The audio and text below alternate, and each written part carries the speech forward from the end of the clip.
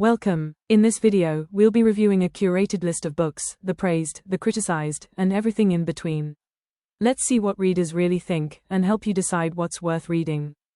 Here comes House of Flame and Shadow. And guess what? Angie's hot take scored 4,127 likes. Let's read it. P.S. If you want to read the bonus chapters, I have them all on my story highlights on Instagram at the Big Little Library Hearthands. My favorites are Targets and Bams. Here's a fun little summary of what happens. Sparkle's ACOTAR crossover.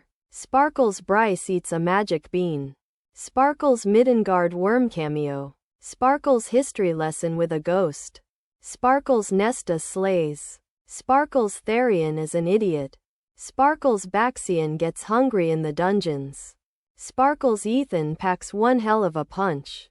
Sparkle's Lydia Servos serves cunt. Sparkle's Boring Quinlar reunion. Sparkle's We All Live in a Yellow Submarine musical notes. Sparkle's Lydia's is legit mother. Sparkle's Lots of sad boy energy. Sparkle's Hunt has a wardrobe malfunction eggplant. Sparkle's Asteri just being their usual asshole selves. Sparkle's Hypaxia is there. Sparkle's Don't Fear the Reaper musical notes. Sparkle's A Random Arranged Marriage. Sparkle's Hell is DTF with an alliance. Sparkle's Hunt learns he was a test tube baby. Sparkle's Parasite hands clapping. Sparkle's Avalon gets a makeover. Sparkle's Bryce becomes Death. Sparkle's Ethan nuts up. Sparkle's Hypaxia cures COVID. Sparkle's Epic Final Battle. Sparkle's Hell plus Sprites to the rescue. Sparkle's Lydia serves even more cunt. Sparkle's Pollux gets fucked. Sparkle's Supermassive Black Hole musical notes. Sparkle's Bryce takes a trip to space. Sparkle's Hunt becomes Iron Man. Sparkle's Jessiba pulls a Ben Solo. Sparkle's Happily Ever After. Sparkle's My Little Pony reboot. Sparkle's House of Many Waters coming soon featuring Therian and Ethan. Was it a bad story? No. But was it the best? No. There were things I liked and didn't like. I'll be going over all of it. So buckle the fuck up because this is going to be one hell of a review. Honestly, I'm indifferent about it all. I was surprised we mostly see Bryce interacting with just Nesta and Azriel. But I wasn't mad about it. I actually liked Bryce and Nesta's interactions and could definitely see them as friends under different circumstances. But honestly, Nesta was the best part of this entire crossover. Even after ACOSF I wasn't a huge Nesta fan, but after this, I really like her. I enjoyed seeing her from a total stranger's perspective. The entire point of the crossover was learning about Thea and her connection to the ACOTAR world. And it did its job there. However, knowing that Hell knew the same history and could have easily shared this with Bryce is where my problem with the crossover comes in. If Hell had stepped in to give Bryce all the information, which Idas says he didn't do because Bryce wasn't ready, there would be no need for a crossover. I mean, I guess at some point she'd have to visit the Phi world to absorb Celine's starborn power. But I believe it could have been done without even seeing any of the ACOTAR characters. Which pretty much makes me believe SJM did this as a fan service and or as a way to get fans who haven't read CC to read it. It was a genius marketing strategy. But I don't think it did much for the story. And unfortunately, I'm hearing from quite a few people that the crossover disappointed them. So, in the end, it may have backfired on SJM. But if you enjoyed the crossover, I'd like to know and hear your thoughts on why. Smile. Listen, I gotta give it to SJM. She sure knows how to weave a story together. It's wild to me that even the smallest of details tend to have some significance later on in the story, things you may not have even realized are of any importance at all. I enjoyed the journey we've been on since book 1. And I thought how everything came together by the end was phenomenal.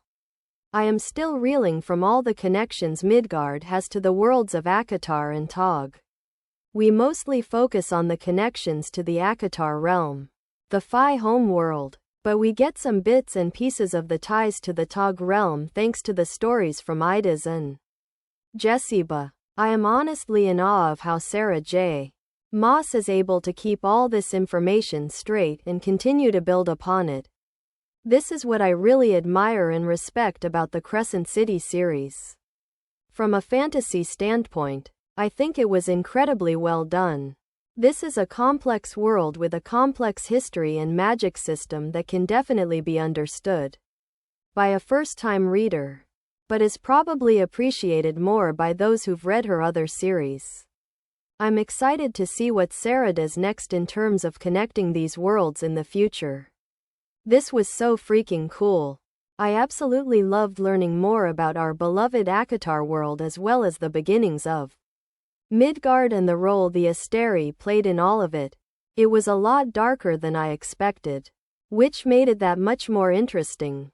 The only thing I predicted beforehand was that the prison was the Dusk Court. But besides that, everything else was new information and super fun to learn about.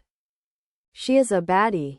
Period. End of story. The things she's done. The things she's put herself through for years, all for the sake of her sons. I'm in awe. Lydia is the definition of strength. Her backstory was so heartbreaking. I legitimately cried. The way she sacrifices her entire being, mind, body, and soul, really reminded me of the way Rhys sacrificed himself while under the mountain. Both these characters put on a mask and became monsters in order to protect the ones they love. Even how they act after they are free and deal with the trauma is very similar. There's a lot of parallels between the two, which is why I probably love them both so much. Honestly, Lydia is my favorite character of the entire series and I wish we'd gotten more time with her. Also, the fact she's a descendant of King Brannon from the Tog world and therefore related to Aelin and Dorian in some way was not a surprise but super cool nevertheless. These two have my whole heart. Heart hands, I absolutely adore them. They're probably my second favorite mated couple besides Phasand. They went through absolute hell in this book. Run getting tortured and Lydia having to participate was so hard to stomach. Lydia saving Run's life and nearly dying only for him to say, made me want to scream. And finding out Lydia has children and her real motives for being the Hind absolutely broke my heart.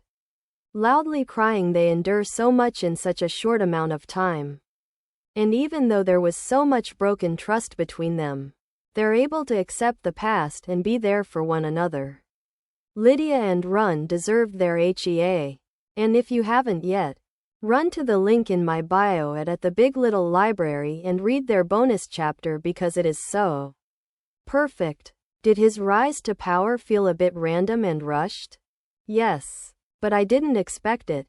So I liked that his story wasn't predictable, especially when he kills Sigrid by punching her through the throat. I gasped so hard. Lol, Ethan was actually someone who really annoyed me in book 2. He was immature and seemed lost. But his guilt for killing Sigrid takes him on a journey that ends with him coming into his own and finding his purpose as Prime. He grew up a lot and I honestly wouldn't be mad about seeing more of his story in future CC books. I'm also excited by the fact he has the elemental power of snow. Just another connection to the Tog world. This was probably my biggest issue. Most of the chapters had 3 different POVs. And at the beginning of the book, there were 4 main plots happening at the same time. Bryce in the Phi home world, Hunt, Run, and Baxian being tortured, Therian with the Viper Queen, and Ethan and the other random side characters trying to figure out WTF to do. So each chapter, we'd follow one character and just as things were starting to ramp up, we'd shift to another character in a completely different situation. Because of these constantly changing POV, the story didn't flow well and I wasn't able to truly immerse myself. I felt removed while reading. Maybe if each chapter had only focused on 1, maybe 2, max, POVs, the story might not have felt so disjointed. While I enjoyed the Asteri plot, I thought the ending was predictable and incredibly low stakes. Since no one important is going to actually die and stay dead. This could be because I've read SJM's other series and have noticed some patterns and similarities to how she writes her endings. The allying with the dark forces of hell, the sprites showing up last minute, the Lydia and Pollux confrontation, and Bryce dying and coming back to life, felt similar to the end of ACOWAR. And while the ending had a different plot, the familiarity of it all didn't allow for me to feel any surprise. It definitely wasn't a bad ending. I just didn't really pull me in. There was too much going on plot-wise with too many different storylines and too many POVs. While everything neatly came together in the end, the journey to get there was messy and overly complex. I think SJM could have found a way to simplify the plot and cut some POVs to make this easier to digest, but at the same time, because there was so much focus on the plot, a few of the characters and relationships didn't get the attention they deserved. Specifically, Hunt and Run dealing with the trauma from their torture, Lydia dealing with her trauma, Run and Lydia's relationship, see below, Ethan's and his character arc, and Therian as a whole, because what growth has he even gone through throughout this entire series? Sort of how we were robbed of more Alorcan in Tog. I totally get the need for more plot in this book because it's the ending to the series and things need to wrap up. However, we barely scratched the surface of Run and Lydia's romance in HOSAB. And then in this book, things are bad for a while before they come together without spending adequate time resolving any issues, healing from their traumas, and growing as a couple. I understand that it wasn't possible to do this in an already 838-page book. But I truly believe other things should have been cut to make their story more impactful. Or, I think they shouldn't have been a couple at the end so we'd get a book that focuses on Run and Lydia. Regardless, I think not diving deep into their story was a missed opportunity. This was one of the most anticlimactic scenes in the entire book. I was expecting Hunt and Bryce to immediately jump into each other's arms, to sob, to kiss, and say some incredibly romantic and sappy shit to one another. But none of that happens. After everything they went through to find each other again, this was not the reunion I was hoping for. Listen, I don't want to get into it, but I don't think they have chemistry. Compared to SJM's other couples, they're definitely one of the weaker pairings. I get that in the story. They supposedly have this insane connection that spans across time and space. But I just never felt it. Side note, I legit forgot they were married. Tears of joy. Unfortunately, I fall in the latter group. As a whole, I think the CC characters are a bunch of immature idiots who act more like the stereotypical frat guys and sorority girls than people capable of saving the world. I mean, the majority of the characters are in their 20s, but even the ones who are older still act childish at times. I'm sorry, but she's my least favorite SJM FMC. She's a selfish, immature, pick-me girl. If I had to read another sentence about how hot she was according to every single guy besides her brother, and listen to more of her shitty jokes, which every single guy thinks is so fucking funny, I was going to scream. And I get Bryce is a sarcastic bitch to everyone. But there's a time and a place for everything. And being obnoxious doesn't ever actually get anyone anywhere. Bryce also isn't a character that earned my respect as the chosen one. Let's look at the origins of SJM's other main FMCs.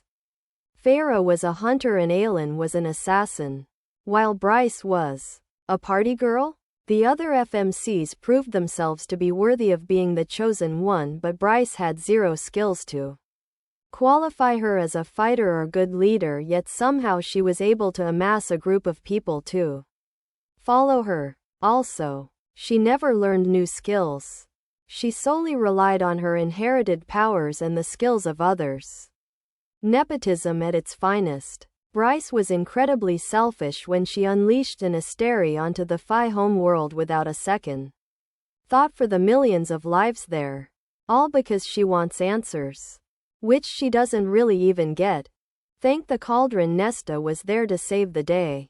And then, when Bryce tells Hunt, her supposed soulmate, to sack up and get over his trauma. Girl, what? Lastly, Bryce hating all Phi because she's had some bad experiences with a few seems incredibly close-minded and just plain stupid. What about the Phi in her life like Run, Declan, Flynn and countless others who are kind and fight for what's right? Apparently they don't count. But how dumb is she to write off an entire race, species based on the actions of a few? I didn't care for him in Book 1. I disliked him in Book 2. And I absolutely hate him in Book 3. I mean, does anyone like Therian? Please. If you do, let me know in the comments and tell me why, because I must be missing something. From what we've seen, he is a selfish, immature fuck boy that doesn't go through any character growth throughout this entire series. I was extremely annoyed that his POV took up a huge chunk of this book when it added little to this story. But it looks like SJM was mainly setting things up for him and Ethan to be the MCs in her next CC book. Face with rolling eyes. I know I'll read it because it's SJM. But I won't be happy about it. He better undergo a serious transformation, like Nesta in ACOSF, or else that'll be the end of my CC journey. Okay, Declan's the tech guy who only has use whenever SJM needed someone to hack something. How convenient. Face with rolling eyes. But Flynn, I cannot for the life of me remember anything useful he did. He's Danica's mate, cool, and I guess he's a hunk of meat that Bryce can call on during a fight. But as a character, he's not that special. She had so much potential but only propelled Ethan's character arc forward. Super pointless, but probably setting up for the next book. The most random of all characters. She pops up out of nowhere. I genuinely forgot Flynn had a sister. And married Therian? This has to be a setup for the next book. But it just added another unnecessary piece to an already overly complicated story. Bryce's only female friends and I forgot about them, lol. The fact Fury doesn't play an active role in this series is another missed opportunity. What's the point in Bryce having a badass friend if she doesn't even help? I truly believe Saara could and should have cut out a few of these people to simplify the story. Apparently, it's because Bryce wasn't ready. He couldn't risk her telling the wrong person and the Asteri finding out. So instead, he'd rather have Bryce go on an insane goose chase and risk her life doing a bunch of other dangerous shit because he didn't think he could tell her the truth and convince her to keep her mouth shut. This entire situation just brought up my PTSD from when Danica withheld the truth from Bryce. Riddle me this. How is it that someone who no one seems to trust ends up with the most power and becomes the savior of Midgard? I also found it strange that Hell, a realm that has been trying to eradicate the Asteri for 15,000 years from Midgard and is currently helping other realms fight these beings, are fine sitting back, letting millions, if not billions, die throughout the years. From what I remember, after the initial rebellion with Thea, they tried helping once by creating the Thunderbirds. But that was eons ago and I don't believe they really tried since. It's like they were fine waiting till one of Thea's heirs was ready to take on the mantle and become the catalyst for a successful rebellion. But again, once they found Bryce, they didn't do shit to help her understand her powers or the history of Midgard and the Asteri. Ugh. Why? There just isn't a good enough reason. So overall, I think Hell not stepping in more didn't make sense for a realm that is eager to help the universe. But also Ida's not revealing the whole truth earlier was such a cop-out and made Hell's entire Involvement useless until it was convenient for the story. A Promise of Peridot is next, and Jessica's take got a lot of love. 214 likes, to be exact. Curious? Let's hear it. I described the first book in this series as a what you see is what you get kind of story, so I went into this expecting nothing beyond the romantasy novels that are currently being popularized on TikTok. And this is exactly that. But I also have to say, I am pleasantly surprised by this overall. While this is true to the genre, and meets every expectation it promises, such as straightforward characters, accessible world building and easygoing writing, I found some areas of this sequel better refined. It feels more elevated in the sense that the YA vibes I was getting from .c have matured a bit. I also think the pacing in this installment is a bit better. So both are welcomed improvements. If you're a fellow mood reader and are wanting an angsty fantasy romance set in the middle of warring kingdoms and fey magic, then this series is what you need. Next up is Gold. Here's what Teresa, the BFF book club, had to say.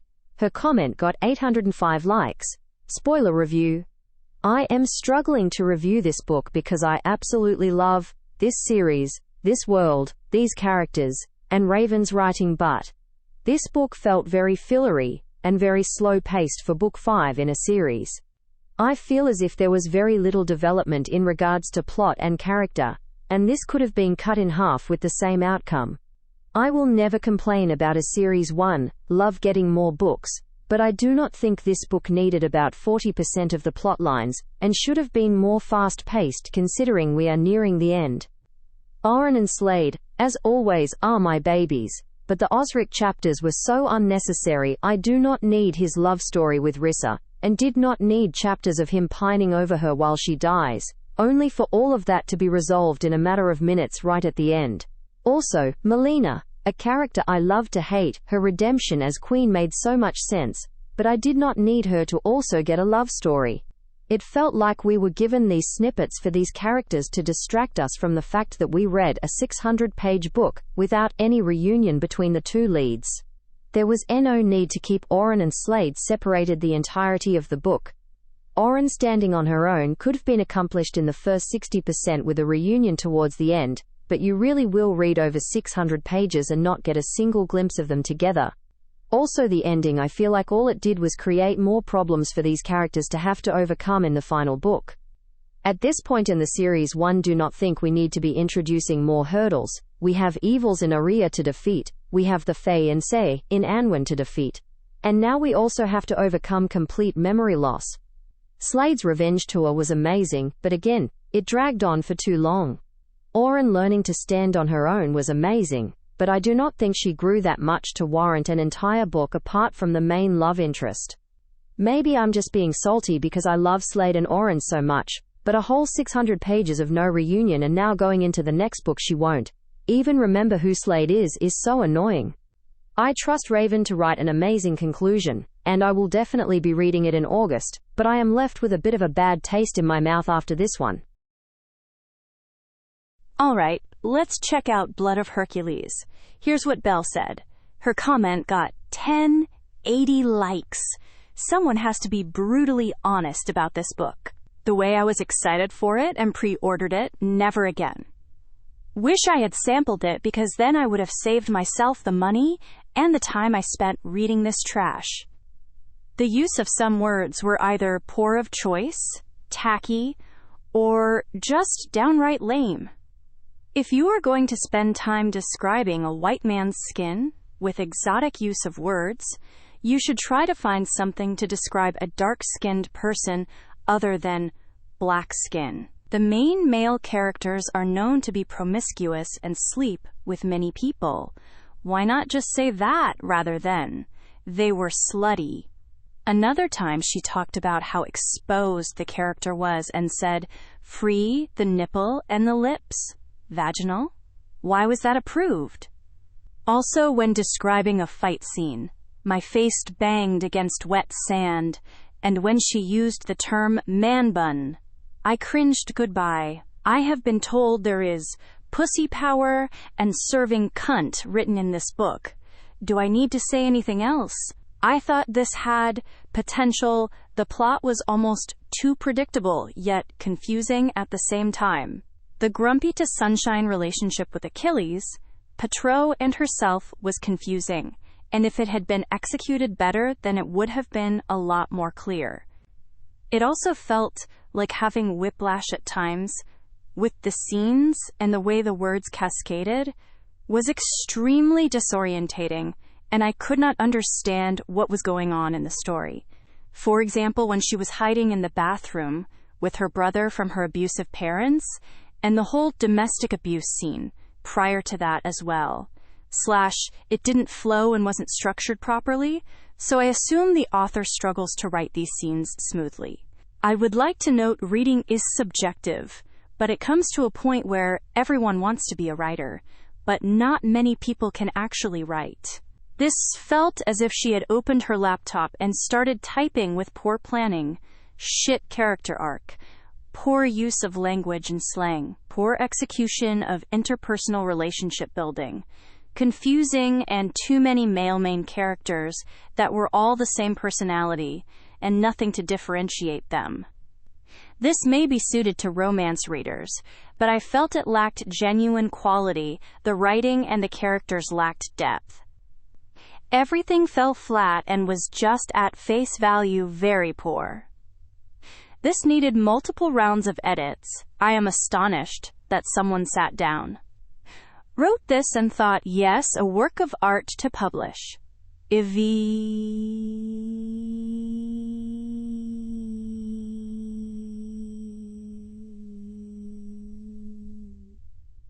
Save yourself and just skip this. It was honest, something I would have read at 14 on Wattpad. Nomenos a chapeau. Note: I have never read any of this author's work before, so if this is what she usually writes, then I went in blind and was disappointed.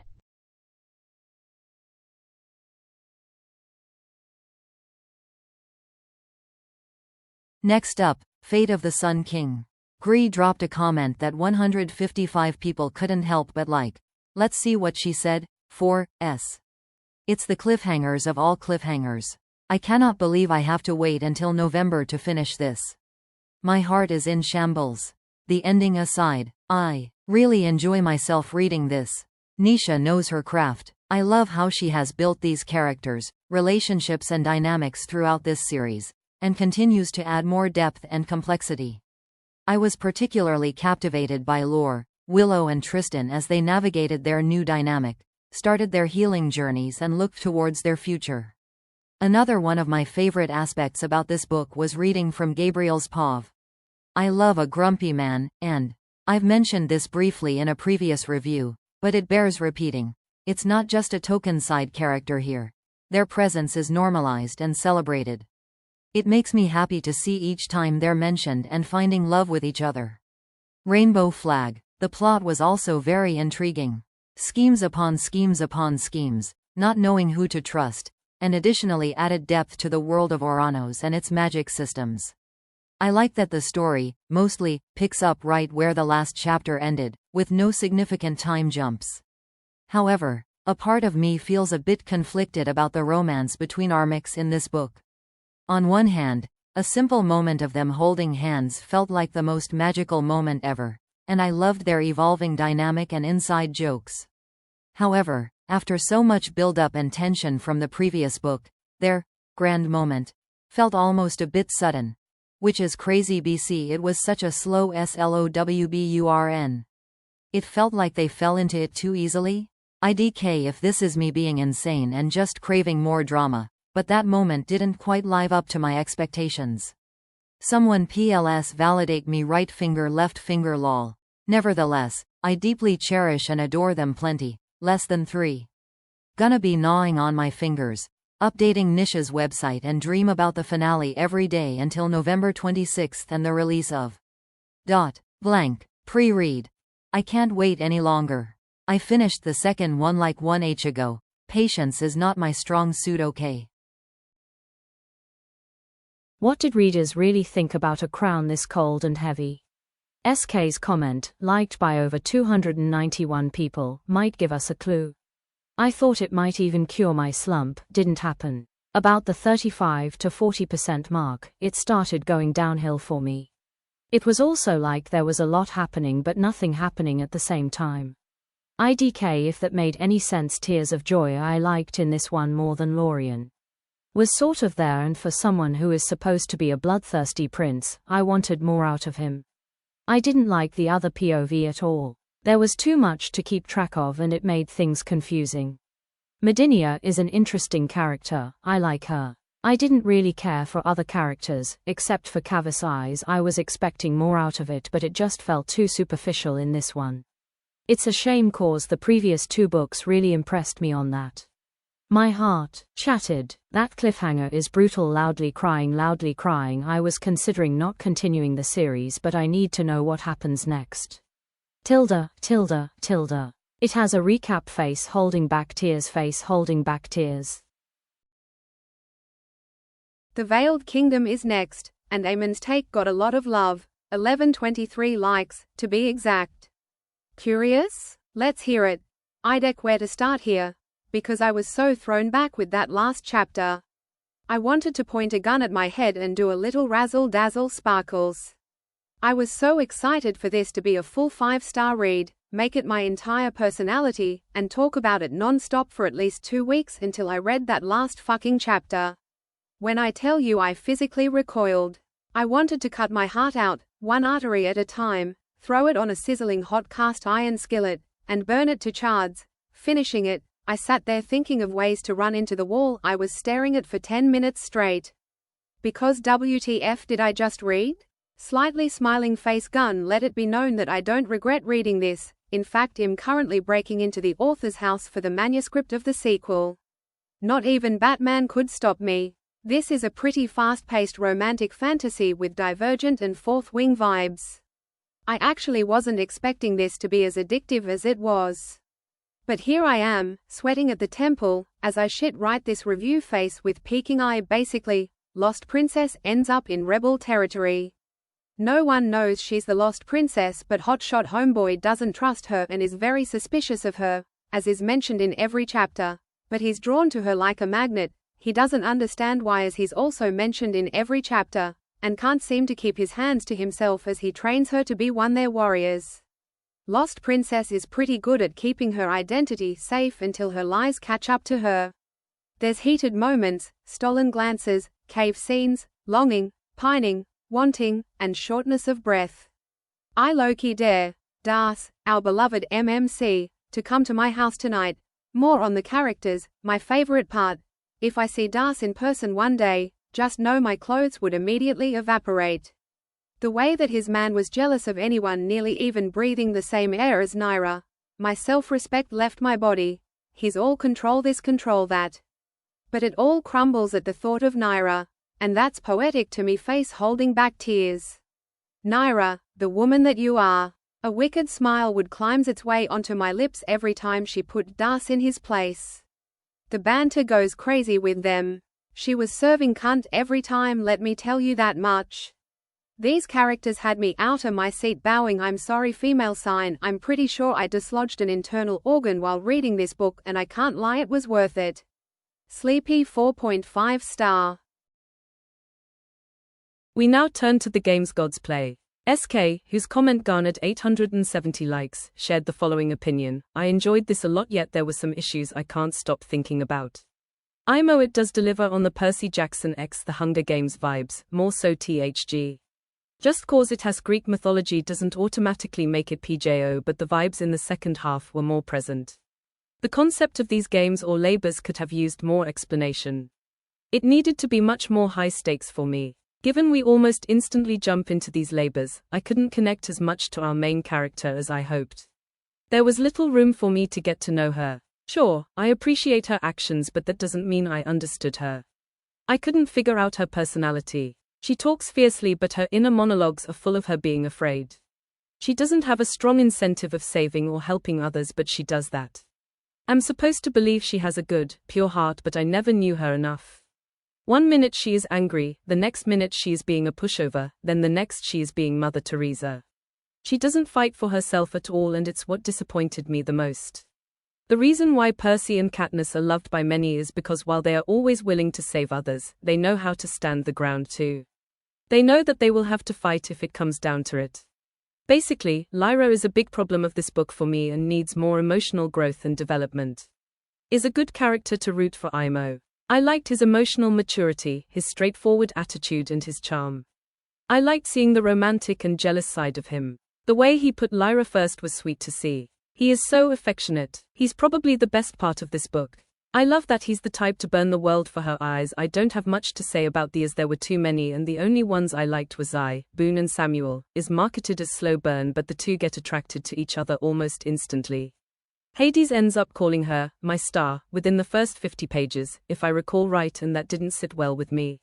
I loved the nickname though. Some of the moments between the two had me giggling and blushing so much. There is tension between the two which I ate up. The kisses and spice is really well written, definitely enjoyed that. I would have loved to see some level of groveling though, even if it was 2 pages worth. The labors were pretty fun. I binged those scenes. Could have used a bit more time, especially the last chapter. I feel like that was rushed. It ends on a good cliffhanger and I can't wait to see what Hades does next and how the story progresses. Overall, a pretty addictive and fun read. It's light-hearted and doesn't require much brain power. Imo. Given it's just the first book in the series, I see a lot of potential. I would recommend it as I see others having a better time than me. I hope the next book in the series will make up for the flaws in this one.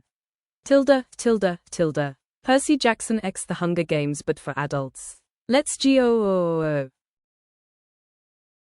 Alright, let's check out A Dark and Drowning Tide. Here's what Esta said. Her comment got 377 likes. Ever heard of Backpack Fantasy? Shout out to Zana who enlightened me. At first, I had a little laugh at how oddly specific it is, but then I found out Tolkien and T. Kingfisher are part of the crew, so apparently, I've been into it this whole time without even knowing. Fast forward to, and it seems that we can go even more niche. I'm a folklore-inspired backpack fantasy murder mystery romance with a splash of dark academia stan because sentient forests that rearrange themselves at night, fantastical wildlife and botany, and a hiking buddy who's your rival but also annoyingly charming checked all the boxes I never knew I had. So yeah, Allison Saft is now firmly in my top new author discoveries for 2024, and I'm ready to add every book she has written or will write in the future to my TBR pile. This book had some of my favorite tropes, premise settings and rep. Grumpy cynic, sunshine optimist. Slow burn academic rivals to reluctant allies to lovers. Forbidden romance vibes. Childhood friends group cast where everyone is in love with each other. One bed, tent, fantasy adventure expedition, quest filled with nature and magical flora and fauna. Murder mystery. Sapphic romance. Jewish-inspired rep. Tortured yearning. Abundance of German folklore and fairy tales. Unique magic system. Lorelei, our self-sabotaging and aloof FMC, and Sylvia, our secondary FMC who is a ray of sunshine naturalist and basically Newt Scamander and Steve Irwin's lovechild, make for an unforgettable duo. Moreover, I cared not just for the main characters but also for the morally grey whodunit supporting characters, who all had realistic motivations and desires. Sure, some are more insufferable than others, but there are some fabulous trope subversions. Plus, there are multiple female friendships and queerness is normalized amongst multiple characters. Notably, I always appreciate immersive world building that doesn't bog me down with clunky info dumps, and that's exactly what I got in this book. Set in the German-inspired kingdom of Brunestad, this tale swept me away on a magical expedition through vast rivers, enchanted forests, snow-capped mountains, magical secret springs and charming small villages. On top of that, it introduced a unique magic system and hinted at some deliciously devious political scheming. I found the style of prose really suited to my tastes, lush and descriptive yet refreshingly free of flowery excess. Nonetheless, it's not all whimsical escapades. The story also tackles serious themes like anti-Semitism and prejudice. It's a fantastical journey that navigates both a mesmerizing world and the complexities of the human experience, explorations of loneliness and belonging, as well as imparting timeless lessons about respecting and revering the natural world. As a nature and wildlife enthusiast myself, I was pretty smitten. For the ultimate experience, go in with as little knowledge as possible. The story, with its clever twists and incredibly unique characters and magical creatures and beings, is best enjoyed with a fresh perspective. Trust me, you'll want to savor every surprise as it unfolds. Highly recommend. My heartfelt thanks to NetGalley and Daphne Press for the advanced copy in exchange for an honest review. Small diamond, small diamond, small diamond. The Honey Witch is next. And Siavada's take got a lot of love. 251 likes. To be exact. Curious? Let's hear it. The Honey Witch is aggressively fine, but it rubbed me the wrong way almost from the start. The story almost falls over itself, it moves so fast, rushing as if trying to get itself over with. A story about honey magic makes me expect lush, soft prose, and languorous pacing, but that is absolutely not what we have here. Seriously, what is the damn rush? The dialogue is stilted and false, with random shifts in topic and passionate reactions that come out of nowhere and seem massively disproportionate, and rather than letting us slowly and deliciously discover this world bit by bit, Shields beats us about the head with clunky info dumping. There are moments of brilliance, especially in the opening chapters. Shields occasionally gives us a line that really sparkles, but these are few and far between. There's quite a bit of preaching, most of it shoehorned in where there really isn't room for it. For example, early on there's a passage where, out of nowhere, Marigold starts thinking about the world's penchant for beautiful, dead girls. Cue a Romley aside on how society prefers girls die young and pretty rather than grow old and become witches? Like, this is a genuine issue. Well, maybe not the witchy part, in this day and age. But the lecture is coming completely out of left field. Nothing in the chapter up to this point had anything to do with this topic. It's not a tough subject being examined by the narrative. It's Shields grandstanding, and not being even the tiniest bit subtle about it. Then there's the world building, which, hoo boy. So the whole honey witches can't fall in love thing? The curse isn't a punishment, or intended to inflict suffering, the goal was. What? Does someone need to explain to Shields that love isn't a required part of the recipe for having a child? How in the gods' names does cursing you to never have true love equal a family dying out? Except no. Shields is well aware. Not only did Marigold's grandmother have a child without love, she had a child without a partner at all. She literally made a baby with magic. Hi, if that's a thing witches can do, what the fuck is with the damn curse? It annoys the hell out of me both because it's just stupid, and because it would have cost Shields nothing to change the motivation of the witch who cast the curse. Say she wanted this family to suffer. Say she did it out of vengeance or sadism or anger or whatever. But if her goal was to end her enemy's bloodline, the curse is completely pointless. Does Shields require the curse for plot? Yes. So keep the curse, but come up with some kind of reasonable backstory for it. For crying out loud. Then there's the whole nonsense about how, just like water is the opposite of fire, and air the opposite of earth. No. Sorry. But, no. Again. Completely and utterly unnecessary. All you had to say was, these are the two kinds of magic. Honey magic and ash magic. Ta-da. You didn't need to set them up as some kind of elemental opposites. Because now you just sound confusing and stupid. Why is this like this? And I don't even want to talk about how the whole Marigold, you're a witch thing went down, with her mother screaming at her grandmother and being the most dramatic, and I could not stop cringing at all of it. The honey witch just really isn't what it's being marketed as. The book starts with Marigold, in a Regency-esque time period, not having fun at a ball. Which, fair. But the whole first 20% is just this. Not that subtly anti-men, anti-marriage spiel. Which, somewhat fair. But Shields really shoves it down your throat. Marigold is the most special because goes and dances in the rain and meets up with magic butterflies rather than looking for a husband. And all of this with the fast forward button on. And the info dumping. And dialogue like I don't even know what. Like a badly written script being performed by very bad actors. And not just info dumping, but telling. Recounting the past for us at light speed so we know how all the relationships work. Because we certainly don't get a chance to get a feel for those relationships ourselves. There's no emotional development at all. And then the grandmother whisks Marigold away to start her new life as a witch. I was expecting, and wanted, languid storytelling. Cozy and sweet, with pretty prose and a grumpy, sunshine romance. Instead, I got choppy writing. An origin story we didn't need. Seriously. It would have saved so much cringing if the story had opened with Marigold on Innisfree instead of the headless chicken that was the glimpse of her home life. Insultingly stupid world-building. And a book that just can't figure out how to slow down. Did someone hand Shields back her manuscript and tell her she had to cut 300 pages or something? Because that's almost what it feels like. A story crammed into fewer pages than it needs. Reading The Honey Witch was like wearing the worst scratchy wool you can think of.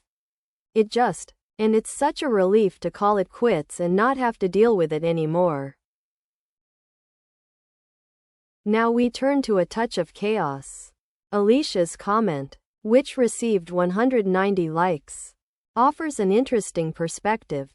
If you have not read the Hades saga, A Game of books, I feel like not enough people know or understand that if you only read Persephone's side of things, A Touch of books, you're only getting half of the story.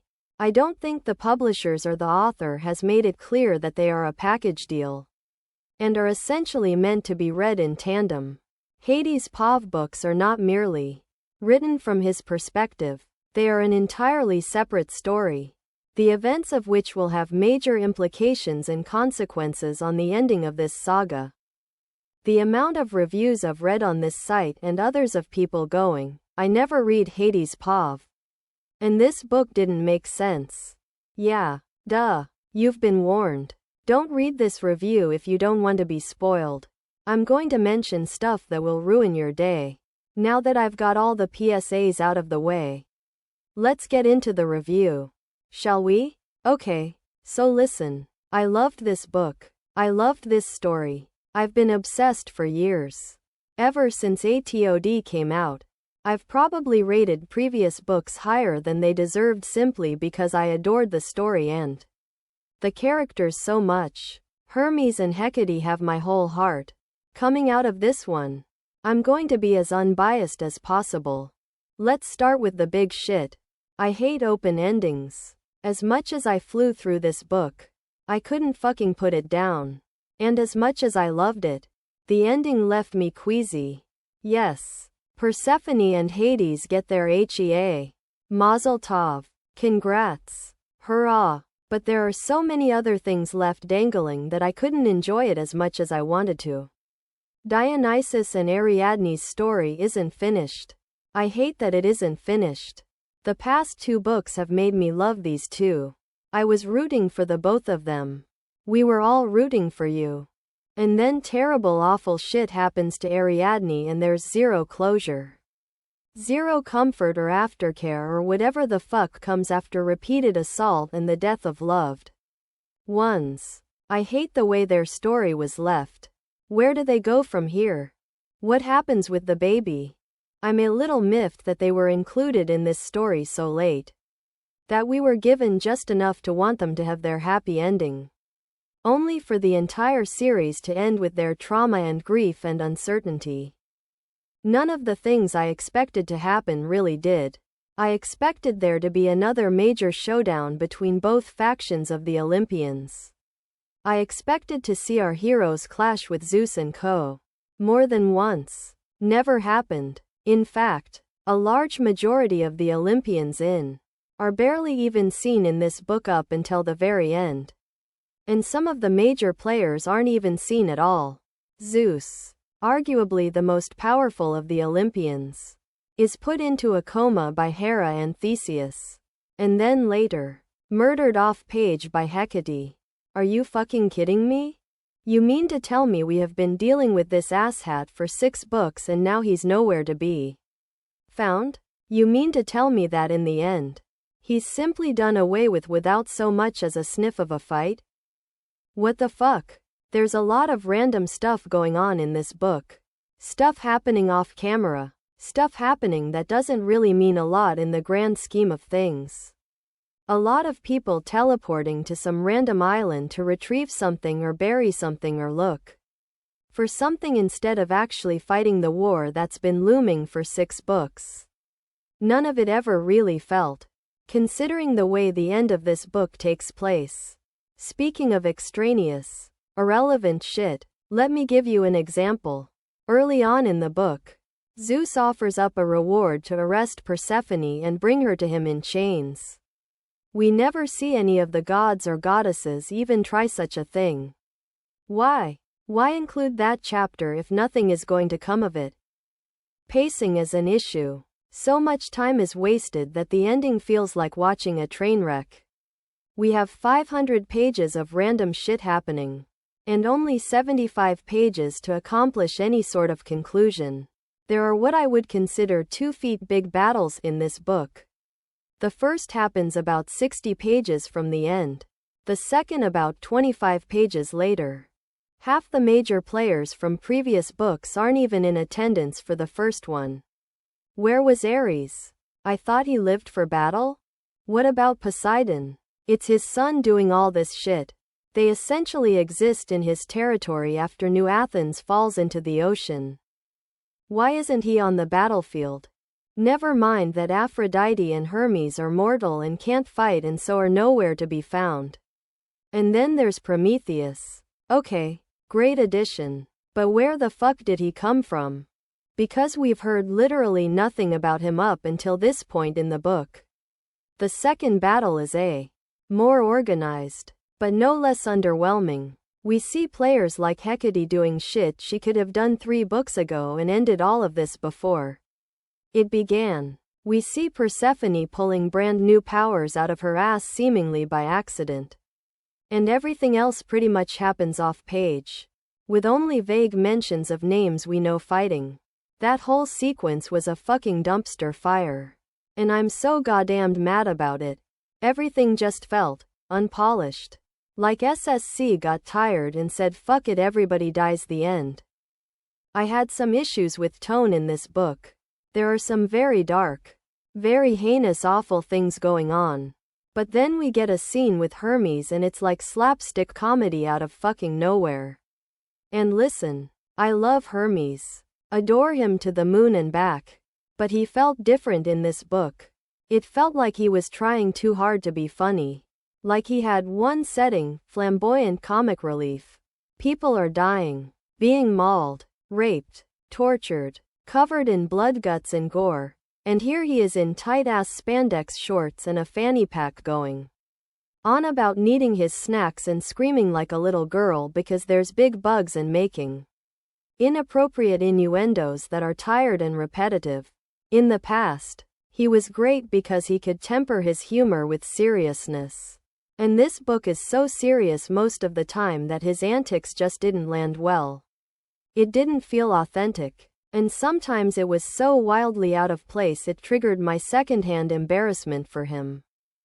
Add to that the fact that every single time Hermes opened his mouth, everybody in the vicinity, save maybe Persephone, was rolling their eyes and saying how exhausting he was. It got old and repetitive and did a beloved character such a disservice. There are other, smaller things I want to mention. 2. 1. Persephone's job at the Advocate falls completely by the wayside, which could have been understandable. Except we get teeny little snippets of the war being waged in the media to discredit her and defame her. She never really utilizes her talents and resources to combat Theseus' smear campaign. So the whole thing just read as ill thought out or half-assed. 2. We need justice for Apollo. I expected for major characters to die. But I expected them to die in combat. With glory and honor and sacrifice. Not in some stupid useless funeral game. Apollo is barely in this book. Despite being one of Persephone's strongest allies and best friends, and despite the fact he played a major role in previous books. Then he shows up at the 80% mark and is slaughtered? Boo. Also, Hyacinth's impending reincarnation was just goddamned unnecessary. 3. Theseus was great as a villain. One of the best I've read in recent memory. However, there are more ways to show that a character is evil than by making him a rapist. Just gonna throw that out there. We didn't need that. Although I am very grateful to SSC for giving us specific chapter content warnings going into this book. I have always appreciated how careful she is to let her readers know going in what they're getting themselves into and where they might need to tread carefully. Theseus' death wasn't nearly as satisfying as it should have been. I wanted torture and torment. I wanted public humiliation. I wanted to watch him brought low. After all of the heinous god-awful bullshit I had to read from his POV. I needed chapters of his demise. We got a game of dominoes and a poisoned cup of whiskey. Fucking bullshit. 4. The way Cronus was dealt with also makes my ass itch. What the hell did Persephone even? Where did she learn the magic she used to do what she did? And what happens if somebody comes along and chops the fucking tree down? That solution to ending Cronus' reign of terror seems mightily flawed, if you ask me. 5. Once the big bads are all gone, Hades and Persephone just dip back to the underworld to screw each other. Never mind that there's literally thousands of human warriors still on the battlefield? Even if the triad is all dead, as in, all the demigods are killed, the fanaticism doesn't just go away. So the overworld is still likely in complete chaos. But I guess that doesn't matter. Because it's all happy days down in the underworld? What about what's going on Olympus? Hera and Zeus are dead. So who's ruling the gods now? 6. And where the fuck is Poseidon? Rome hasn't stepped foot into this finale at all. Why? The fact of the matter is, this series isn't finished. It doesn't feel finished. And it wasn't nearly as focused as I had hoped it'd be. We waited 2 years for this last book while SSC was off writing other shit. How long are we going to have to wait before she returns to this world to finish what she's neglected here? I get spin-offs. I do. I have no problem with them. I'll probably read the shit out of whatever SSC drops on us next. She's confirmed Aphrodite and Hef are getting their own story. But I really need her to fix the fuckery she left of Ariadne and Dionysus. But it honestly feels like a slap in the face the way some of these characters were left in the lurch. How are we expected to enjoy an ending when that bonus epilogue was everything? Though, wasn't it? We all knew it was coming. Even if it sounds like a setup for another book.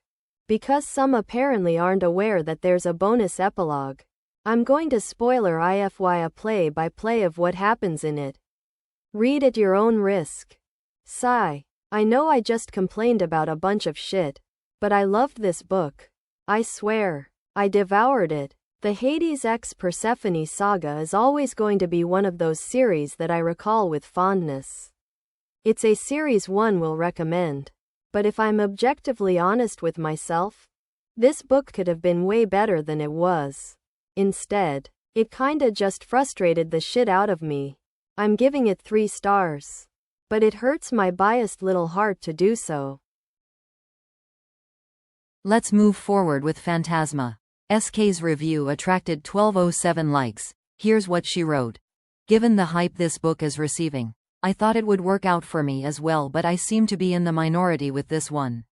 It's totally fine if you loved it and I love that for you, but there was too much that went wrong for me. All 3 of them never worked for me. Clown face. This book wishes it was like Akatar face with rolling eyes were a perfect way to grasp one's attention. The first 2 to 3 chapters set up a brilliantly dark atmosphere, but towards the halfway of the book, I'm an immersive and visual reader. Phantasma sort of made me feel like I'm in a confined space and with no way out, and that's no way praising the book. It was due to the way it was so poorly written. It's also, maybe I'm the one with a problem who didn't really understand the stakes, but to me, the whole concept seemed to have been executed in such a chaotic way, it didn't make much sense. The stakes don't seem that high to me despite how the author tried to make it to be. I was expecting them to be so much more, but except for the lust and fraud trial, all others just failed to keep me entertained. I have hardly read books where it's represented on such a serious note, and I won't deny that the author gets it right. The intrusive thoughts are such a struggle for some with OCD, and it was well portrayed. The FMC bothered me a lot. She is all over the place. I get her struggles, but at the same time I don't get her attitude. She claims she cares for her sister, Genevieve, yet she hardly makes an attempt to find her. It's all about sex with Blackwell with her. She is also. Her attitude towards one of the female participants is beyond appalling. She had no reason to be a bitchy person to her, and yet she was. Why? She also, multiple times mistreats Blackwell and all because, oh no, I don't want to get attached, but she has no shame in using him? Surprisingly, worked out better for me, but somewhere around 70% mark, I grew tired of him. It was the same thing over and over again. He's a phantom and Ophelia's. Nothing else. I liked his backstory, but he's ultimately just a boy toy. His big reveal was very predictable. 'Cause it's not even romance. It's just a sex fest at any random point of time. There is, and yet we are supposed to believe they love each other. Their first meeting goes something like this. She steps into a dark room, hears his voice, and she's like, oh my word, I wanna touch myself. Girl, WTF? They have minimal chemistry together. She is grieving one moment and in the next she's having sex. She's hurting one moment and they just decide to have sex instead of any communication. There's hardly a scene where they just talk to each other and get to know each other. But somehow their lack of intimacy selves are in love. Boo. Hate. Their lust burned so fast that they made for a bad romantasy couple. But it sort of saved the book in a way. Yes, I would have rated it lower had it not been for that. Overall, it's poorly written and I won't be continuing the series. The book heavily deals with demons and devils. It also talks about selling one's soul, and which is something no Christian would take lightly. Reading it might trigger and convict, so please proceed with caution. There's also talk of heaven and hell, but unlike the biblical faith, in the book it's all works-based. Like what sort of deeds you do in your life decide where you go, and this again is very contradictory to the Christian faith. Kindly take note of that. The romance is between a devil and a necromancer. It's much darker than what one might anticipate. So, as a Christian, if these areas are sounding heavy just based on my review, the actual content is heavier. Have heard it's like Akatar x Caraval. Let's move forward with Faebound. Saara El-Arifi's review attracted 1153 likes. Here's what she wrote. My yearly check-in on Goodreads to rate myself because I think sometimes I forget to be proud of me. I did it. I wrote another book. Faebound is book 1 in a new trilogy. Expect woman elf, dark skin tone elves and fae. Long drum magic, hot pepper rivals to lovers, Ghana, Sudan, Afro, Arab world, rainbow flag, queer normativity, less than 3. Our next book is A. Lucy V., whose comment was liked by 477 readers. Had this to say: checkmark last 35%. Checkmark not too much smut. Checkmark romance. Checkmark Drakens. Still in love with Necta's daddy vibe. Checkmark secondary characters. Checkmark okay pace. Checkmark okay plot. Okay Saara. Okay crossmark first 65%. Red exclamation mark trigger warnings. Mentions of past sexual abuse and captivity. Death and death of loved ones. Gore. Decapitation. I swear they picked the same 6 or 7 words for their titles. It's getting confusing with all the ash, blood, fire, flesh, and bone. that I can't give a higher rating than 3 stars for the book overall. I was bored for most of the first half, and it took me forever to finish it. It saddens me so much to give this book a low rating. But this book felt so long. I had to force myself to read a few chapters every day because I kept being distracted or wanting to read something else or do something else. This book couldn't hold my interest. This book is over 700 pages long, and the plot makes up less than 25% of it. There are a few interesting chapters here and there because Saara interacts with other characters, like Vess's, Callum, Kyn, Hercules. But even those interactions don't really make the plot progress. It's mostly plotting against Colas, without being able to act, and repetitive conversations and inner monologues for over 60% of the book. This book could easily have been 300 pages shorter without having any impact on the plot. Why add so many new things and create info dumps right before the end? There were so many descriptions and explanations of everything. The damn prophecy also gets longer and more complicated. And at that point, I don't even care anymore. I know that Saara and Ash need to deal with Colas. But the prophecy is just annoying me at that point.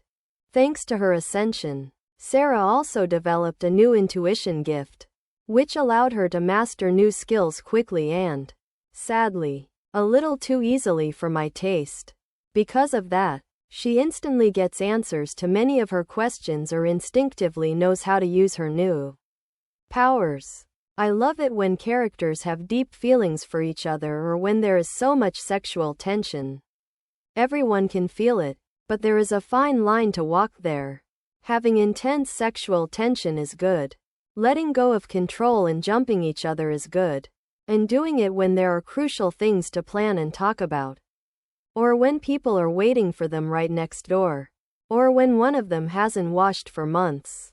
#Saws and Poppy. Maybe it's just me being picky and a cranky reader or not having enough libido to understand what it's like to be unable to stop and think when your significant other looks at you or touches you. But I don't find this sexy or hot. I find it illogical and annoying. Saara's trauma following her time in captivity at Colas Palace takes up a considerable part in the book, and I am not the biggest fan of it. There were so many inner monologues about how Saara was traumatized because of it that it started to lose its impact after a while. Now, I am not saying that her trauma is not justified. I can only imagine how horrible what happened to her felt. And I don't want to appear as if I am invalidating her feelings and trauma. I just feel that it takes up too much room in the book and Saara's personality. And the fact that she keeps on having those inner monologues, but also tells everyone that nothing happened and refused to talk about it made the whole trauma part less impactful after a while. Saara's feelings are more than justified. I just feel that the author made such a big deal of it and brought it up again and again and again, until it felt like Saara's only defining trait in the first half of the book was her trauma. I got annoyed with it instead of feeling empathetic and hurt for Saara. Then, once Saara finally started talking about it with Ash, we learned that something more happened? Something that we didn't read about in the previous book? Why add this extra trauma now? It would have made more sense to me how badly she dealt with everything if I'd known from the start. Everything Colas did, instead of thinking I knew. You know, because I read the previous book, only to learn that there was more when I was at 75% of the book already and frustrated with Saara. Already. Again, I am not saying it was nothing and that Saara shouldn't have trauma. Especially in the light of the new revelation she dropped on us. But this new extra added trauma feels like a last-minute addition to the list of Saara's trauma. Because the author just felt like making her even more scarred by her time with Colas. Saara's relationship with Reaver and Jadis is so cute and wholesome. And Necta's daddy vibes were just perfect. I love Daddy Nectas. While this book was not my favorite of the series, it did get me excited for the final book in Poppy and Castile's adventure. I know there is another book planned after. But I heard it will follow Millie and Malek. I hope that Poppy and Saz will get to spend time with Ash. Sarah. And that's in the next book. 1. Star star star star star. 2. Star star star star. 3. Star star star. Slightly smiling face. Our next book is A Fuang, whose comment was liked by 1074 readers, had this to say: "The war is over, and I'm finally free. Still a tiny bit sad I'm writing my last ZA review ever so. RTC. Times asterisk, asterisk, asterisk. Y'all, I'm fucking tired. You know how much I love this series. But enough is enough. We all suffered too much already. These characters suffered too much already, and I just want closure for this long-ass series. Loudly crying, loudly crying, loudly crying. We don't need another 1,000 pages book. Just delete all the unnecessary Lionel/Xavier/Gary/etc. POV chapters. Stop giving side characters like Mildred, Justin, Washer, Jean, or Leon chapters, and focus on the main characters. Now I image. Thought to be a complete filler book, with long separations between all the couples, and I'm already feeling anxious, weary. ZA9 better be the final book and be released latest 2 to 3 months after Sorrow and Starlight, or else Dagger." Let's take a look at the Spellshop. Bren's comment, which got 648 likes, might give us a clue why it stood out. She and her assistant, Kaz, a sentient spider plant. Okay, solved. Wish I had enjoyed this more, but, sadly, I felt like nothing was happening. I get that's part of the cozy fantasy genre, but it doesn't mean I have to like it. I think I would enjoy a story like this more as a movie, cause it was more vibes than anything. Also, there were winged kittens. If I could see those on screen, I would care less about the lack of plot. What did readers really think about A Fate Inked in Blood? Eamon's comment, liked by over 994 people, might give us a clue. This was a whole bunch of nothing until it was something. That something given in the last 20 pages. That being said, I do have hopes for the rest of the series to come, so I shall be anticipating the sequel. To put it into perspective, first 30% was interesting, next 50% was meh, last 20% was predictable but intriguing nonetheless. Reading battle and war strategy can get kinda boring NGL. The world building was well written, but I wasn't really paying much attention. The plot was barely moving until we got some twists and turns. I also feel like this book follows the norm for a lot of romantic fantasy books out there, hence the predictably, and my utter boredom. Bjorn. I feel his masculine energy and I'm eager to see his actions to unfold in the next book. Freya. Her female fucking rage scenes were the best, and attractive if I may add. I anticipate seeing that the most in the next book. Alright, let's check out Apprentice to the Villain. Here's what Clay said. Her comment got 779 likes. I had such a fun time reading this book. It's a book that you can read on a bad day and would make you happy, or a book that you can read while you're sad and will make you laugh. It has so much angst, tension and swoon-worthy romance. It is worth it, and I think this trilogy is shaping up to be one of my comfort reads. While I did not enjoy it as much as the first one, the middle book syndrome really played a part in this one because the pacing wasn't as fast in the first and not much happened of substance, but the way this story is written and presented is so fun to read, which made these issues of less significance for me. I loved how it started with all the action and plotting and humor, and as we progressed the action minimized a bit and the plotting drifted away as well, but the humor remained lull, and I was hoping for a big cliffhanger like we got in book 1, but that was missing, so my only urge to read the third one is to see Evie and the villain get together. The characters were so fun to read. Was strong and stood up more, she made decisions and I liked her. We got to see more of her badass side, and she was ready to risk everything for that kiss. LMAOO. She was great but stole the show for me. He was such a grumpy, broody, jealous, possessive cutie patootie. I loved him so much, and I love his relationship with Lisa. Him taking the things he did with her so seriously lol, and I love how Lisa tried to imitate him. I also loved the scene where villain kicked Blade because he got jealous of Blade hugging Evie lol. Becky and Blade deserve their own book because I want more from their side. TBH, screw all of them. The romance was the dumbest, cutest, giggles-inducing, feet-kicking, blush-inducing, smirk-forming romance that I have ever read. It was so fun to read them both pine over each other and think about each other and care for each other. UGGHI loved it so much. I want more. I am not satisfied but also am. Overall, this was super fun to read and I can't wait to dive into book 3. I'm here to collect my cutie patootie villain face with hand over mouth. Why do books not have recaps loudly crying? Our next book is Agree, whose comment was liked by 1496 readers, had this to say, 2.5s. This was a little bit of a mess. It wasn't all bad but it definitely could have been better.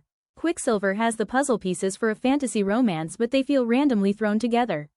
Whilst I see the potential for this book, I feel incredibly frustrated at how it was executed. For example, I recognize that they to create that badass, sassy, strong FMC in Saris, which normally is my favorite type of FMC. The love interest, Kingfisher, I know, the name is absolutely atrocious, was at least a tiny bit more interesting. It's unfortunate the only perspective we got in the book was by the least fascinating character. Smiling face with tear, over to the romance. They never had enough chemistry for their heated moments, it was always so sudden without any sort of build-up. Their banter was him smelling how aroused she was around him and him being overly cocky about that. I prefer my fictional men well and truly obsessed, please and thank you. Thumbs down. I did enjoy some scenes between them, especially in the second half. However, exactly everything felt too rushed when it came to their romance and I think you just have to accept that if you want to enjoy this. One of my favorite thing about reading a romance is the world building and the magic systems. For me that is where the story truly comes alive. In this book that was an afterthought and doesn't seem particularly thought through. We get no explanation on how their magic works or what powers they have. Based on reading this, it seems as if there are absolutely no limitations to it, which is such a lazy move on the author's part. Trying to end this on a somewhat positive note, Fairy, I do think the overall story is interesting enough, even if it's incredibly overhyped in my opinion. For me this book was carried by the side characters, Onyx, Wendy, Carrion, Lorith and Ren. All my love goes to them. I'd be fine if they kill off Saris in the next one tbh. Asterisk. Blank. I am in desperate need of a real good fantasy RN. I've seen this absolutely everywhere lately, so praying to all the book gods out there that this lives up to the hype. Weary. Moving on to When the Moon Hatched. Ageless shared her thoughts, and 5,463 people liked what she had to say. Infinity, 5-star face with hand over mouth smiling face sparkles. OMG guys, is this the fantasy of 2024? Smiling face. It's got everything. Smiling face with hearts sparkles. Dash. I mean dragons that add pretty much nothing to the plot even though they're important to the world. Dragon. Dash. Assassin dagger drop of blood that doesn't actually do any assassinating despite the fact that apparently she is the bestest most greatest assassin in all of the rebel organization that she works for. Sparkles. Dash. A super hot face and love interest that definitely loves the main character and doesn't just want to fuck the main character with his dick. Face with hand over mouth sparkles. Dash. Definitely a slow burn. Absolutely not a romance that is less interesting than watching paint dry. Hot face smiling face yuck. Super hot woman fairy light skin tone who are totally not just people with pointed ears that are overly horny for no reason, and don't worry, it totally never gets annoying hearing everyone described as male and female over and over again. Fairy light skin tone female sign dizzy. Dash. Super in-depth world building that is for sure interesting and not boring or forces you to go look at a 20-page glossary that is given to you before you even get to the prologue. Full moon globe. Dash. A really magic system, the rarest and most unique elements ever. There's wind face wind running dash volcano fire moai earth rock and wave water droplet magic smiling face sparkles. I've never seen such creative powers before. Have you? Ambiguously tan warrior clans that see women as objects and as baby machines that only exist for the female protagonist to bring feminism to before she is rescued by the MMC who was raised by that tribe but obviously doesn't think like that because he drinks respect women juice cool. A hypersexual alcoholic bisexual side character. Starstruck. Really creative mystical creatures such as the Fate Herder, who does not just exist to push the FMC to where she needs to go. Magic Wand Cat. And the plot face with peeking eye dizzy face dizzy exploding head there's so many twists. Very sarcastic spoilers ahead smiling face. Seriously. I mean who could ever predict that our super snarky and murderous assassin with a heart of pure gold yellow heart who never hurts children or oppressed people or poor people or animals and only murders rapists and child abusers. Never mind those 25 random guards that were literally just doing their jobs. They're totally evil and probably kicked a puppy or something. Was actually the lost super special princess named Eluin that everyone loves? Crown princess light skin tone dizzy. And I mean who possibly could have predicted the ambiguously tan warrior king that smells so good and is so hot and has such glorious shining rippling muscles and such a big dick that our FMC believes murders his people for fun and is a tyrant like his brothers is actually really good and loving and a great ruler exploding head sparkles. And also actually he has a cabin that was his mom's that's really nice and has a great city where all the people are super happy and a friend group consisting of more ambiguously tan men that are not Cassian and not Azrael because they don't have wings and his hot sister who is the most beautiful, but she's not more because she has brown hair not blonde smiling face with hearts sparkles. I actually don't know how to communicate to you that literally the whole second half of this 718 Kindle page book is largely ripping off ACOMAF. Like listen I don't like SJM at all but I don't condone blatant plagiarism either loudly crying. Oh but plot twist. The Tan Warrior King calls the snarky cold, callous-hearted assassin girly Sparkles Moonbeam full moon sparkles because they used to be in love before she lost all her memories and he continues to be in love with her even though she's clearly pretty much a different person. Also she has a daughter that no one tells her about and she doesn't even learn about in this book. Hushed face frowning face. But hey plot isn't everything right? Maybe the characters are like so good and really well developed. Open mouth smile. Like our main character. Have you ever wanted to read more about the most annoying and entitled assassin in existence? Selena Sardothian? Well here's her newest competition on the block.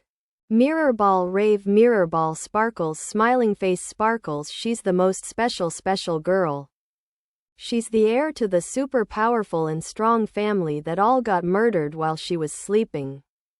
Also that family was tasked with keeping the god of ether locked away in his obsidian gem diadem thingy. Partying face. Rave used to be named Eluin but she lost all her memories after she died after giving birth or something and was turned into a moon with her super special biggest fiercest dead moonplume dragon. That may or may not occasionally posses her as an entity called the Other. Rave is really scared of loving people because some two random girls that she cared about died. You will be reminded again how cold and dark and calloused Rave heart is. She loves to remind you just how and she is because for some reason authors think that if they continually tell you how traumatized weary and broken crying characters are that you'll like them more. Pleading face. Also Rave is the avatar droplet fire running dash rock and can use literally all of the elements. But she was tortured with fire so she can't use it right now that's for book 2. She's also really small blue-it mouse and hot face and good at singing mic. And our male lead, Khan, who has big muscles and an even bigger dick and is really good at fucking Rave and is really big. And I think I forgot to mention it, but he's really tongue out weary. He used to be king of the warrior tribe before he ripped off his dad's head and became king of the whole desert kingdom. He loves the main character even though she's constantly threatening to kill him and she has about zero redeeming qualities as a person. We get told their first love story through some of Eluan's old diary entries, and he did so many beautiful romantic gestures like give her soup, sing her a song, and give her a hug. Wow, romance of the century, smiling face. He also collected all the piece of her dead dragon moon thing after she died because he loved her so much or something. IDK, it was weird. And OMG the pros. Face holding back tears. I have to hand it to Miss Saara.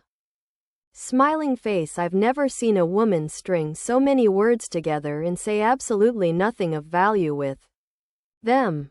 She tries so hard to be poetic with her descriptions that she forgets what she's describing halfway through and continues to just say words that don't make any sense. Absolutely gorgeous. Tired. I'm so jealous of her inability to string a coherent sentence together. Weary. I also love how we get told how to feel every time a character speaks. I love being told that every time a character says something mildly hurtful to Rave, it impales her just beneath the ribs, or thrusts straight through to her heart. Thank you, Saara. How else would I have known with my silly stupid woman brain that the character meant those words as an insult? Blew it. You're so thoughtful. Smiling face. And I love how modern the dialogue is. Open mouth smile. I love hearing the words like kitchenette, icebox, and especially microcock in my medieval fantasy. Also, the excessive swearing really definitely adds the emphasis you were looking for in it. Continues to keep working even after the 143th time you've used the word fucking. Seriously. Grin. Saara A. Parker is incredible. Smiling face. 718 Kindle pages of a plot that doesn't move. Useless descriptions. Uninteresting and stupid characters. And a world that requires a 20-page glossary to even halfway begin to understand is really a feat. Starstruck. The only reason anyone is calling this book a slow burn, despite the fact the FMC wants to fuck the MMC the second she smells him, is because this book is 500 pages too long. Also, this book is multi-POV, but we don't fully get other POVs until we are like 65 chapters into a 89-chapter book. And by that point, I'm sorry, I don't care what Not More is doing on her fetch quest, especially when her voice sounds literally exactly the same as Rave's. And I know Khan wants to fuck Rave. Thanks for the confirmation. To the girl that said this was the fourth wing of 2024, you are so right, babe. I don't think you meant it the same way I do, but I agree nonetheless. Smiling face with hearts. And to the girl that said you could take away either the fantasy or the romance and the other would still stand on its own? You are a lying liar that lies. Neither the fantasy nor the romance can stand on their own. They can't even stand together. Loudly crying. This whole book flopped and floundered more than a dying fish, and it was a woeful disappointment. From start to finish. Deadpan face.